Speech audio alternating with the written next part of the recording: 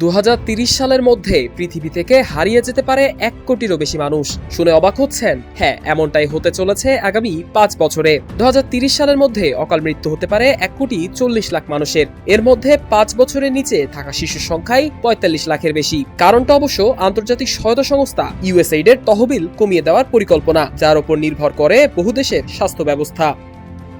যুক্তরাষ্ট্রের আন্তর্জাতিক উন্নয়ন সংস্থা ইউএসএইডের তহবিলে বড় ধরনের পরিবর্তন চলছে, আর সেই প্রক্রিয়ায় ঘটাতে পারে ইতিহাসের অন্যতম ভয়াবহ মানবিক সংকট। বিখ্যাত চিকিৎসা বিষয়ক সাময়িকী দ্য ল্যান্সেটে প্রকাশিত এক গবেষণায় বলা হয়েছে, এই সিদ্ধান্ত যদি স্থায়ী হয় তবে 2025 থেকে 2030 সালের মধ্যে অকাল মৃত্যু ঘটতে পারে 1 কোটি 40 লাখ মানুষের। বিশ্বের সবচেয়ে বড় মানবিক সহায়তা দানকারী দেশ যুক্তরাষ্ট্র, যারা গত বছরই $61 বিলিয়ন সাহায্য দিয়েছে, এর বেশিরভাগই ইউএসএইডের মাধ্যমে। তবে অপ্রয়োজনীয় খরচ কমানো এই যুক্তিতে ডোনাল্ড ট্রাম্পের প্রশাসন ইউএসএইডের 80% প্রোগ্রাম বন্ধ করে দিয়েছে মাত্র 6 সপ্তাহের এক পর্যালোচনার ভিত্তিতে।